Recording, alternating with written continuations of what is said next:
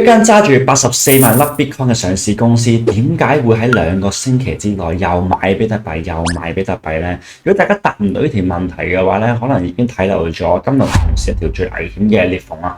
記得上個星期呢條片同大家講咧，一定要關注住 MicroStrategy 出嘅8K report。咁而家報告出咗啦，佢最後咧係逆市賣咗1550粒 Bitcoin。咁究竟佢背後嘅原因係啲乜嘢呢？而最近 Strategy 呢一系列嘅動作又會點樣影響住個市場呢？今條片咧，我會同大家一齊解晒噶啦。Yo, what's up？ 歡迎大家嚟到 Degen Talk。而家拍片嘅時間咧係6月15號星期一朝頭早嘅11點。比特幣咧而家係65,700蚊，連以太坊就係1700蚊。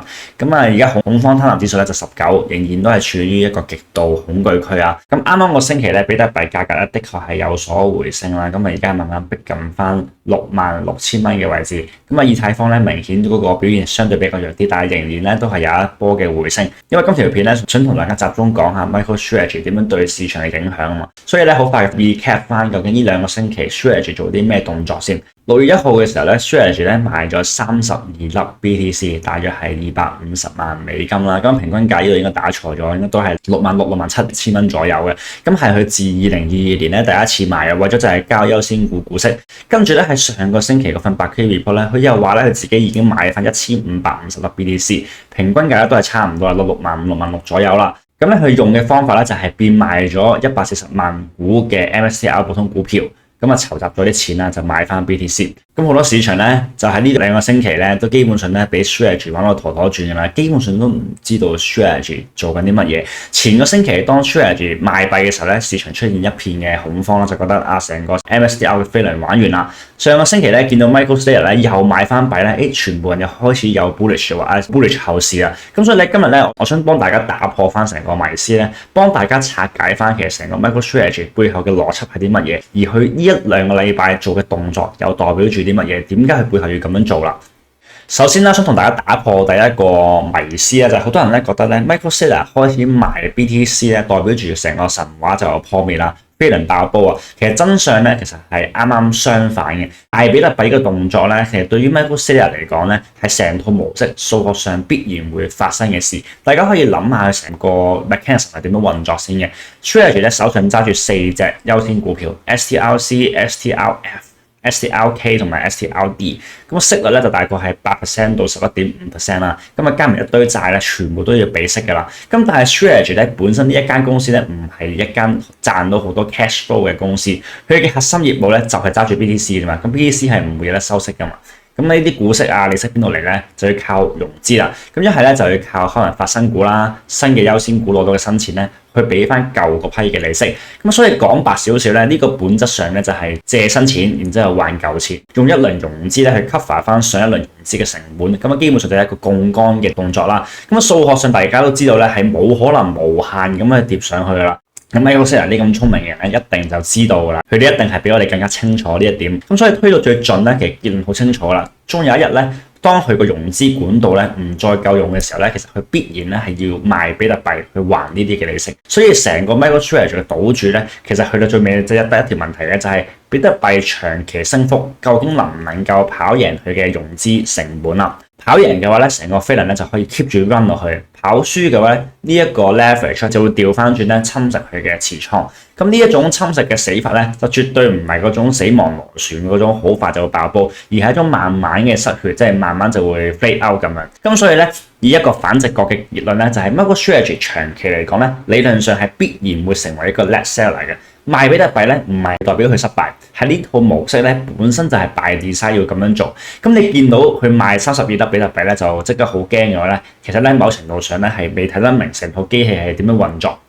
咁第二個問題啦，就係 MicroStrategy 咧喺前個星期賣32粒比特幣，咁又係咪代表住 MicroStrategy 唔會再買幣咧？咁又唔一定嘅。咁因為咧佢仲有一條路嘅啫，佢賣完幣還完利息之後咧，向市場證明到佢有還債嘅能力，咁個市場就會重建信心，推翻上可能 MNAV 上翻一個溢價，就可以再融資買翻更加多嘅比特幣。大家可以望下啦，佢啱啱嗰2個星期做啲乜嘢咧？就係佢先賣咗32粒比特幣，就同市場 deliver 一個 message，佢就係話佢係有能力去還利息。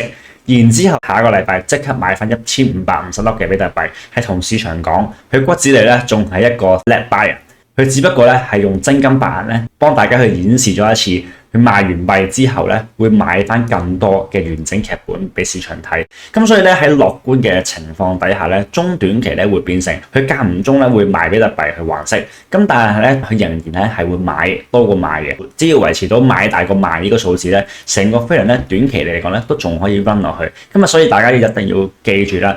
本身 Michael Saylor 咧再賣幣呢個 action 咧，唔代表成個飛輪已經玩完，所以大家咧如果見到下個星期或者再下個星期 Michael Saylor 開始賣幣嘅話咧，絕對唔需要太恐慌。大家要知道咧 MicroStrategy 成個劇本嘅玩法咧，本質上就係要靠賣幣增加市場信心，然之後再買更加多嘅幣。咁去到第三條問題啦，亦都係咧啱啱呢個星期市場咧，我自己覺得有少少過度樂觀嘅地方，就係咧市場覺得咧 MicroStrategy 賣完幣之後即刻又買翻喎，咁係咪代表住咧成個危機已經解除啦？咁咧呢個亦都係咧我上條片咧有講過其中一個我自己擔心嘅位置啦。上條片咧我有講過咧，我自己個人咧係寧願咧去上個禮拜嗰份 report 咧係賣多少少幣，解決咗個財務危機，即係 de-risk 咗，穩住個結構先。咁但係咧，佢揀咗一個完全相反嘅動作啦，就喺啱啱個星期咧，市場信心最薄弱嘅時候咧，竟然係即係選擇咗繼續去發股買幣。講真咧，呢個咧會令到短期嘅風險的確係增加咗啊，因為咧佢嘅財務問題咧其實係完全未解決。大家可以望到啦，其實而家 coverage 到嘅 dividends 咧，只係足夠7個月，意思即係話咧，佢而家現金水平咧，只要派多7個月咧，佢就冇晒錢噶啦。咁啊，其實點都好咧，佢依然係要靠再融資，無論係賣幣又好啦，或者係增發 MSCI 股票又好啦，或者係 STRC 嘅融資都好啦。始終嚟講咧，佢成個財務危機咧係未完全解決㗎。咁所以咧，我哋會見到咧呢一個嘅狀態咧，只不過係上2個星期咧 MicroStrategy deliver 俾 message 嘅一個可以又買又賣嘅一個劇本。佢根本性嘅問題咧，其實佢哋仲未解決。咁而同時間咧，其實我哋見到咧市場開始咧，亦都對 MicroStrategy 呢套機制咧開始有少少嘅危機感啊。最直接嘅證據咧就係 STRC 啦。STRC 咧係過往 MicroStrategy 其中一個咧非常之有力嘅融資工具。喺過往2-3個月咧，其實係融咗超過6至7個 billion 嘅現金去買比特幣啊。咁而咧佢哋呢一個嘅優先股咧，其實理論上咧我哋應該要見到，當佢價格去到100蚊左右嘅位置嘅時候咧，Strategy 就可以利用佢嚟做融資。咁而家最直接嘅證據咧就係自從上2個禮拜開始咧，其實 STRC 咧已經係未翻過去100蚊啦。咁你會見到咧，而家咧 STRC 係喺一個94.8嘅位置，咁啊遠遠低於100蚊。咁啊呢個價格咧完完全全咧就係代表住咧市場對成個 STRC 咧或者成個 Strategy 機制咧開始信心減弱。咁而最重點嘅位咧，其實就係 STRC 嘅計息日咧就係6月15號。理論上咧，我哋以前咧會見到計息日咧，基本上 STRC 一定係穩住喺100蚊嘅位置啊。因為計息日咧就代表住咧，只要你喺計息日嗰刻結算嘅時候咧揸住 STRC 咧，你就可以 eligible 享有呢個利息。咁所以咧，其實係吸引咗好多收息嘅人啦，同埋好多套利者咧係喺呢個時候入場。咁但係大家見到啦。今日6月15號啦，咁啊 STRC 咧完完全全係翻唔到去100蚊啦，咁啊而家直情係去到94.8啦，咁所以呢個情況咧真係短期嚟講都幾令人擔心。咁我哋睇翻即係過往3個月咧，就見到呢個位幾咁關鍵㗎啦。即係啱啱講到啦，每逢計息日附近咧，幾乎咧都係 STRC 價格表現最好嘅時段。咁因為 Strategy 咧有最大嘅動機咧喺呢個窗口，即係呢個時間窗口咧，去維持呢一個價錢啦，好多嘅套利者入場啦，同時間佢哋可以再融資。咁啊事實上咧，過往幾個月咧都係靠 STRC 條水喉咧，去每個星期用到1至2個 billion 嘅現金。咁但係今次計息日咧就 STRC 完全翻唔到100蚊啦，連佢理應咧最強嘅時段咧都翻唔到佢票面嘅價值，咁啊絕對唔係小事啊！呢個係反映緊市場對佢嘅信心開始短缺，後果咧都實際啊，就係 STRC 短期內好難再去融資。咁而呢一點咧解釋翻點解佢今次淨係買1550粒 BTC， 而唔係好似以前咁咧喐啲就用幾十億咁咧？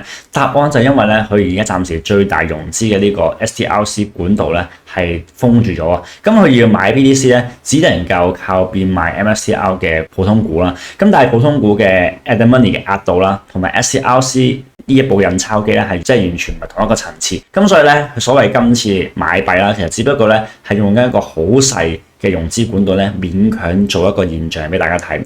咁所以我哋睇清楚佢今次嘅動作咧，係 STRC 未收復，最大嘅融資通道咧暫時失效嘅時候咧，佢唔去先穩住個結構，反而咧用一個比較細嘅水喉，本質上咧其實係 Strategy 嘅一場豪賭啊！佢賭緊 BTC 已經係到咗底部。咁我自己判斷嘅話咧，就係如果 Strategy 係賭啱咗，即係話比特幣喺呢度咧真係開始超級大反彈咧，咁 STRC 咧係會慢慢上翻100蚊。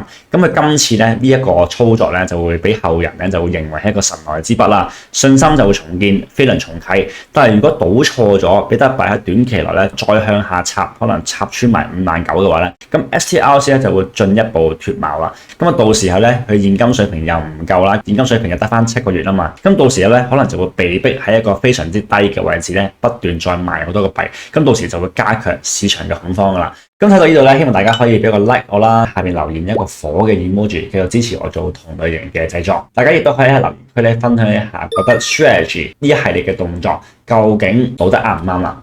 咁好快幫大家總結一下今條片啦。首先咧 ，MicroStrategy 咧賣 BTC 咧，長期嚟講數學上係必然嘅啦，大家都唔需要驚。中短期咧 ，Seller 咧依然係可以 keep 住去賣比特幣，但係今次咧佢喺財務狀況未解除啦 ，STRC 亦都翻唔到100蚊嘅時候咧，咁基本上係一場即係豪賭啦，就賭緊 BTC 已經見底啦。咁所以咧短期嘅風險咧，的確係增加咗啊！如果咧比特幣喺短期內咧再次試探低位嘅話咧，咁啊大家亦都會對 Strategy 嘅呢一個模式啦，再失去信心，到時咧可能會被逼令到佢哋咧要喺一個非常之低嘅價格咧再變賣比特幣，到時就會加劇咗成個市場嘅下跌啦。咁所以咧今個星期咧比特幣喺極度恐慌下算係有少少反彈啦。咁好多人咧都問係咪抵㗎啦？咁啊講真啦，真係好難去答究竟底部係喺邊個位。我只可以同大家講咧，短期內咧嘅風險咧的確係喺度啊。咁而下個星期咧有 FOMC 嘅會議啦，就一定要重點關注就係佢哋嘅措辭，究竟會議點樣影響住嚟緊嘅一個 policy 啦。第二咧就係要望翻 STRC 個價究竟係咪可以上得翻去100蚊嘅票面價值啦？呢個咧係我絕對會 monitor 住，因為呢個咧係絕對代表住市場對 MicroStrategy 成個嘅信心啦。咁所以咧，如果係翻到去100蚊嘅票面價值嘅話咧，咁啊對後市嘅睇法咧就會相對樂觀少少。咁但係如果咧一路都翻唔到100蚊嘅話咧，咁我依然咧都係會保持住短期內咧可能係要避險嘅一個動作。咁呢條片就差唔多啦，中意條片咧就幫我撳個 like，唔中意就幫我撳 subscribe，因為越多人 subscribe 我嘅影片咧，我就越有動力做更加好嘅影片俾大家。咁我哋下條片再見，拜拜。